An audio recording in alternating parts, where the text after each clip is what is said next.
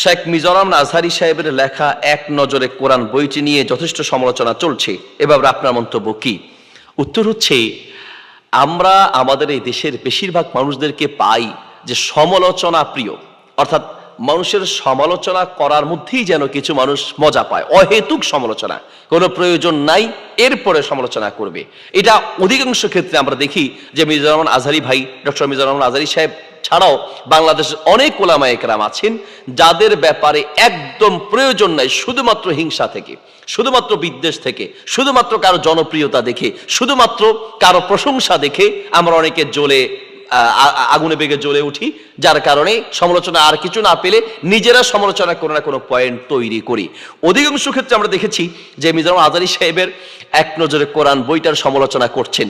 অনেকেই সমালোচনা করতে গিয়ে লিখেছেন যে আমি এখনো পড়ে দেখি নাই, আমার হাতে এখনো বইটা আসে নাই, একটু দেখেছি ফেসবুকে, এই একটা পৃষ্ঠা দুইটা পৃষ্ঠা দেখেছি, এক দুই পৃষ্ঠা দেখেই আপনি পুরো বইয়ের সমালোচনা শুরু করেছেন। এখন আপনি বইটা পড়েন নাই, না পড়েই সমালোচনা শুরু করেছেন, তাহলে তো স্পষ্ট বোঝা যাচ্ছে যে আপনি কি উদ্দেশ্যে সমালোচনা করছেন। আপনার যদি তার প্রতি আসলেই ভালোবাসার থাকে, যদি তাকে সংশোধন চান বা জাতিকে সংশোধন করতে চান, তাহলে তো আপনার উচিত আগে আপনি বইটা পড়বেন, আপনি দেখবেন ভালো করে, এরপর চেষ্টা করবেন ওনার সাথে যোগাযোগ করার। হয়তো ভাইয়ের সাথে যোগাযোগ করা যায় না, তাহলে ওনার মামা আছেন, ওনার আশেপাশে যারা লোক আছেন তাদের সাথে আপনি যোগাযোগ করে তাদেরকে আপনার যে নজরে ভুল পড়েছে সেটা আপনি জানানোর চেষ্টা করবেন। আপনি পড়লেন না, এখনো বইটা আপনার হাতে আসে নাই, দেখা ছাড়াই আপনি সমালোচনা শুরু করলেন। এই জন্য আমাদের এই দেশে মেধাবী যারা, তারা থাকতে চায় না, কিছুদিন পরেই মানে দেশ ছেড়ে চলে যেতে চায়, কারণ মেধাবীদেরকে আমরা মূল্যায়ন করতে জানি না। আরে ভাই, তিনি ওনার ফেসবুক পোস্টে উনি বলেছেন উলুমুল কোরআন বা কোরআনের জ্ঞান সংক্রান্ত কোনো বই নিজে নিজে তৈরি করা সম্ভব না, বরং প্রত্যেকটা বই উলুমুল কোরআন সংক্রান্ত তাফসীর বা কিছু লিখতে হলে অবশ্যই পূর্ববর্তী কোনো না কোনো তাফসীর থেকে অনুসরণ করতে হবে। বেশিরভাগ ক্ষেত্রেই কোরআনের জ্ঞান সংক্রান্ত বইগুলো পূর্বের কোনো আলেমদের থেকে দেখতে হয়। প্রত্যেক তাফসীর কারক নতুন তাফসীর লিখতে গিয়ে পূর্বের যে তাফসীর কারকরা আছেন তাদের তাফসীর দেখে এবং সেখান থেকে কোট করে, এটা তো অন্যায়ের কিছু না। হ্যাঁ, এছাড়াও ডক্টর মিজানুর আজহারী সাহেবের ভেরিফাইড যে পেজ আছে সেখানে উনি উল্লেখ করেছেন যে ওনার এই বইটা লিখতে গিয়ে উনি মাআলিমুস সুয়ার, তারপরে বিতাকাতুস সুয়ারিল কোরআন, এই ধরনের কিছু বইয়ের নাম উনি উল্লেখ করেছেন, যে বইগুলো থেকে দেখে দেখে সেখান থেকে সহযোগিতা নিয়ে তারপরে তিনি লিখেছেন। আমরা অনেকে বেশিরভাগ ক্ষেত্রে এই বইটার সিস্টেম বা পদ্ধতি, আমি যতটুকু দেখেছি তা হচ্ছে মাআলিমুস সুয়ার একটা আরবি বই আছে, যেই বইয়ের সাথে সিস্টেম এবং পদ্ধতিগত অনেকটা মিলে, কিন্তু একেবারে 100% যে মিল এমনটা নয়, অনেক ক্ষেত্রে মিল আছে, অনেক ক্ষেত্রে মিল নাই। তাহলে যে কোনো বই আপনি যখন উলুমুল কোরআনের উপরে লিখবেন বা উলুমুল হাদিসের উপরে লিখবেন, তখন পূর্বের কোনো বইয়ের সাথে আপনার মিল থাকতেই পারে। এটা কি এত সহজ হয়ে গেল যে একেবারে উনি এটাকে কপি পেস্ট করে লিখে দিলেন? এমন তো না। অনেকে মনে করেন যে কপি পেস্ট, পুরোপুরি কপি পেস্ট এই কথাটা ভুল, কারণ আমরা যতটুকু দেখেছি একদম হুবহু কপি পেস্ট নয়। হ্যাঁ, অনেক ক্ষেত্রে মিল আছে এবং স্ট্রাকচারে কিছুটা মিল আছে, তো মিল কিছু থাকে, এই জন্য এটা সমালোচনা করতে হবে।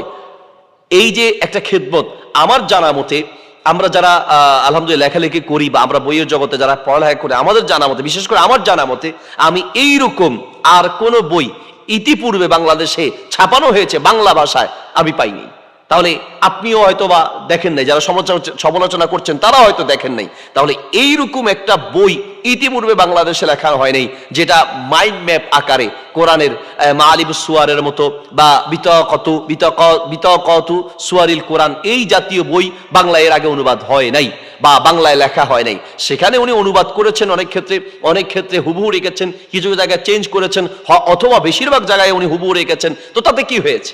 এই যে একটা নতুন করে একবার বাংলাদেশে বলা যায় প্রথম এই আঙ্গিকে একটা বই লেখা হয়েছে, তাহলে এটার তো আপনার প্রশংসা করা উচিত, উৎসাহ দেওয়া উচিত। তাহলে কি হবে যে উনি বা আরো অনেক লেখকরা এই ধরনের লেখনীতে এগিয়ে আসবে। আমরা নবী সাল্লাল্লাহু আলাইহি ওয়াসাল্লামের হাদিসগুলোর টোটাল বিরোধিতা করছি। রাসূল সাল্লাল্লাহু আলাইহি ওয়াসাল্লাম বলেছেন বাশশিরু ওয়ালা তুনাফিরু, মানুষকে সুসংবাদ দাও, মানুষকে উৎসাহ দাও, মানুষকে নিরুৎসাহিত করো না, ঠিক না? তাহলে এই যে একটা বই লেখা হয়েছে, আপনারা যারা আছেন আগে দেখছেন এরকম কোনো বই দেখেছেন? এর আগে এরকম কোনো বই দেখা হয়েছে? আমার জানা মতে আরবি ছাড়া বাংলা এর আগে এরকম কোনো বই নাই। তাহলে এইরকম একটা বই যে লেখা হয়েছে, এটার জন্য আমাদের উচিত ভাইয়ের জন্য দোয়া করা, এবং উৎসাহ দেয়া, উনি বা আরো অনেকে যেন এইভাবে লেখনীতে এগিয়ে আসেন। আমরা দোয়া করি, যেটা যারা সমালোচনা করছেন, আমার বিশ্বাস যে হয়তোবা পূর্ণাঙ্গ বইটা যদি পড়েন, হাতে আসে, তারপরে ইনশাল্লাহ হয়তোবা ওনাদের ভুল বুঝতে পারবেন।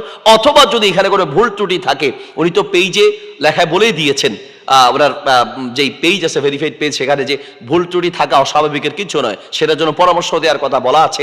আপনি পরামর্শ দেবেন, যে কোনো লেখকই পরামর্শ চায়। আমরা যদি কোনো ভুল চোখে পড়ে, তাহলে আমরা অবশ্যই এটাতে ওনার প্রশংসা করার চেষ্টা করব বা ওনাকে জানানোর চেষ্টা করবো, সংশোধনের চেষ্টা করব। সমালোচনা করে আমরা ইসলাম বিদ্বেষীদেরকে হাসানোর চেষ্টা করছি। আপনি সমালোচনা করতে হলে এর চেয়ে যারা ইসলাম বিদ্বেষী অনেক বই লিখেছে, ইসলাম বিদ্বেষী অনেক বই লিখেছে, ইসলামের বিপক্ষে অনেক বই লিখেছে, আপনাদেরকে তো দেখি না যে সেগুলোর সমালোচনা করতে। ইসলামের বিরুদ্ধে কত প্রপাগান্ডা চলছে, সেগুলো নিয়ে সমালোচনা করতে দেখি না। ইসলামপন্থীদের ছোট ছোট ভুল নিয়ে আমরা এমনভাবে সমালোচনা করি যে ইসলাম বিদ্বেষীদেরকে আমরা হাসানোর একটা সুযোগ করে দিচ্ছি। আর এটা একদম ছোট্ট একটা ব্যাপার, এটাকে আমরা কত বিশাল করে ফেলছি। আল্লাহ তাআলা আমাদেরকে বোঝার তৌফিক দান করুন।